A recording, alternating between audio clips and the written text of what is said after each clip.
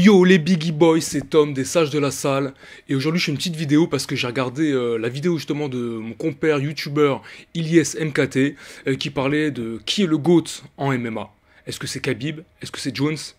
Et bah moi j'ai un avis totalement différent. J'ai un peu changé d'avis parce que j'avais laissé un petit message sur la vidéo de Ilyes et j'avais dit un certain classement. J'ai changé mon avis. Au passage, bon, je sais, la coupe de cheveux est pas terrible, ça manque de dégradé. Je vais appeler mon pote Ashraf, il va me couper les cheveux. Petit coiffeur à domicile, petite dédicace à Ashraf. Appelez-le, il n'y a pas de souci. Donc, on va commencer par le début. Alors, le classement actuel, pound for pound, qui est le GOAT actuellement? Et bah, pour moi, le GOAT actuellement, c'est Adesanya. Et pourquoi? Bah parce qu'il est ultra dominant, avec un style striking. Ensuite, il est dominant sur quand même pas mal d'adversaires. Il a affronté, il me semble, 5 ou 6 adversaires de qualité. Et en plus, il va changer de catégorie, affronter Jones, peut-être même passer en lourd. Moi, je vous le dis, je vois bien Adesanya battre John Jones. Et s'il passait en lourd, s'il devait affronter Miocic, battre Miocic. Contre Ngannou, ça serait une autre histoire. Mais je le vois bien devenir peut-être un jour le champion pound for pound de l'histoire. En deuxième, je mettrais Amanda Nunes. Et ouais, on l'a oublié celle-là, mais elle est hyper dominante. Avec un style encore de striking, bagarre, une droite d'enfer. Elle met KO tout le monde. Championne de 2 catégories. Alors je sais, les filles, c'est un niveau qui est un petit peu inférieur au celui des hommes. Mais n'empêche que Amanda Nunes, elle est pas... Elle a pas l'air trop sous-produit, etc., contrairement à d'autres comme Cyborg. Et en même temps, elle frappe comme un bonhomme, avec un style ultra dominant et ultra impressionnant. En troisième, je mettrais Khabib, quand même, évidemment, parce qu'il est ultra dominant. Mais troisième, parce que franchement, il a affronté qui comme adversaire? De qualité. Poirier, ok. Il a affronté McGregor, ok. Et puis il a affronté Gaethje. Mais c'est tout. Tous les autres adversaires de son palmarès sont des adversaires moyens ou alors inconnus. Les Russes qui l'affrontent Khabib, c'est que des mecs voilà, qui viennent du fin fond de la Russie. Les mecs s'entraînent à mi-temps. Un coup ils sont bûcherons, un coup ils sont combattants, un coup ils chassent l'ours. Non, tu vois ce que je veux dire. Donc pour moi, Khabib, ultra dominant actuellement. Pas du tout numéro un. Et dans l'histoire, franchement, je le compte même pas. Mais vous allez voir plus tard. En quatrième position, je mettrais John Jones quand même, pour sa carrière, et le fait qu'il soit toujours quand même champion... ah non, il est plus champion de la catégorie des lourds légers, mais il a quand même dominé les adversaires les plus difficiles de sa catégorie. Il va affronter Adesanya, qui est pour moi le numéro un, et puis il pourrait un jour passer en lourd et peut-être devenir champion des poids lourds, c'est possible. Donc je garde John Jones dans cette histoire. Et en dernière position, je mettrais quand même The Fireman, notre ami pompier, Monsieur America Miocic, qui malgré tout, malgré des combats qui sont difficiles pour lui, il est toujours dans la difficulté, il arrive à gagner, à battre des adversaires hyper qualitatifs comme Cormier, et ça franchement, c'est pour ça que je le mets cinquième. En plus, la catégorie des lourds, c'est quand même une catégorie qui est difficile, faut pas l'oublier. Non, Miocic, il est là, il n'y a pas à dire, le frère Miocic, on est avec lui. Là, en parlant du GOAT, pound for pound, de l'histoire, et là, franchement, Khabib, malheureusement pour lui et pour ses fans, pour moi, il n'est pas dedans. Pour moi, le premier, pound for pound, alors je pense que ça va mettre Ilyes MKT d'accord, beaucoup de gens d'accord, pour moi, c'est Anderson Silva.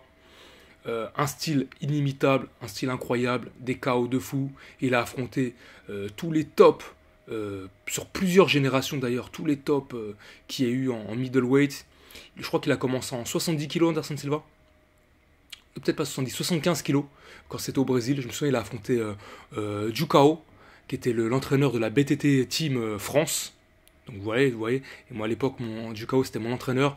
Il l'avait battu, je me souviens. Et puis après, il est monté en 77 au Pride. Puis il est passé un peu plus lourd, 80. Et enfin, champion de l'UFC en 85. Anderson Silva, c'est le GOAT. Pour l'instant, c'est lui le GOAT. Et il sera peut-être détrôné par Adesanya.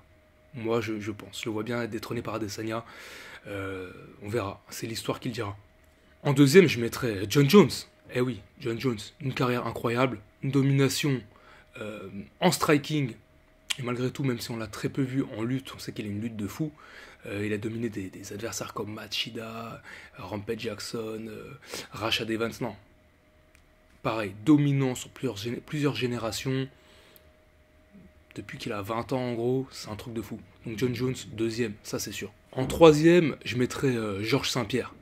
Eh oui, Georges Saint-Pierre, c'est quand même l'élégance à la canadienne, même si l'accent il part en couille. Mais surtout, c'est le combattant là dont on parle qui est le plus complet pour moi. Une plastique de dieu grec, une boxe de fou, un jab de malade, une lutte hyper réaliste et en même temps jolie à voir, avec des takedowns avec une main, des choses qu'on n'avait pas vues avant. Et puis très bon coup de pied, parce qu'il vient du karaté de base, des très bons coups de pied, un sol pareil, efficace, réaliste, mélange de ground and pound et de soumission, très bon cardio, puissant, rapide en fait, on pouvait pas faire mieux que GSP. Le truc que je peux lui reprocher par contre, c'est de ne pas avoir été champion de plusieurs catégories, de ne pas avoir monté vraiment, on va dire, et d'affronter des vrais champions en middleweight. Voilà, on l'aurait vu le vouloir, j'aurais vu le voir face à Anderson Silva par exemple, ça devait se faire, ça s'est pas fait. Mais Georges Saint-Pierre, ouais, pourrait même être deuxième, voilà, avec John Jones. En quatrième, moi je pense que c'est McGregor. Comme le dit Ilyes, pour sa carrière, il a rapporté énormément d'argent à l'UFC, champion de 2 catégories, un style inimitable, striking, on n'oublie pas, le striking c'est quand même bien plus valorisant que le sol, faut être honnête. C'est bien dominant en lutte, mais le striking c'est autre chose. Hein. La boxe anglaise c'est connu, c'est pas pour rien, tu vois. Et la lutte ou le jiu-jitsu c'est inférieur à la boxe, on va dire, dans le panthéon des sports de combat. Et on sait tous pourquoi. Et en cinquième, je mettrais Randy Couture. Eh oui, vous l'avez tous oublié, mais Randy Couture, c'est un lutteur déjà exceptionnel, qui a commencé dans les UFC où il y avait pas encore de gants, en tout cas ça commençait à arriver, mais bon, il a affronté des poids lourds à l'époque, voilà, où c'était vraiment style lutte contre karaté, lutte contre boxe, lutte contre Ching Chong Chang, et il était ultra dominant. Il a battu Vitor Belfort quand il était tout jeune. Il était champion de 2 catégories, lourd léger et poids lourd. Il a battu Tito Ortiz, il a battu Chuck Liddell. Alors il a eu quelques défaites, hein, je dis pas. Mais il avait plus de 40 ans, voire pas loin de 50 ans à la fin de sa carrière, et il a été ultra dominant. Donc je mettrais Couture avant Khabib, pour l'instant. En plus Khabib a arrêté sa carrière. Moi je pense qu'il va revenir Khabib.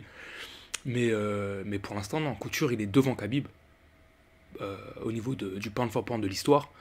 Et je mettrais même Nunes devant Khabib. Parce que pour moi, elle a battu plus de combattants de valeur. Et en plus, championne de 2 catégories, avec un style de striking, encore une fois, une droite de feu. Khabib, pour moi, je ne le mets même pas dans le classement pound for pound de l'histoire. Je vous remercie d'avoir visionné cette vidéo. N'hésitez pas à laisser des commentaires, même si c'est des commentaires qui sont contre moi. Vas-y, envoie mon frère. Ah oui, je voulais dire aussi un truc. On m'a traité de raciste un peu plusieurs fois sur les réseaux, j'ai pas compris pourquoi. Je tiens à dire que parmi mes 3 meilleurs amis, il y a un Algérien, un Congolais et un Français pur souche.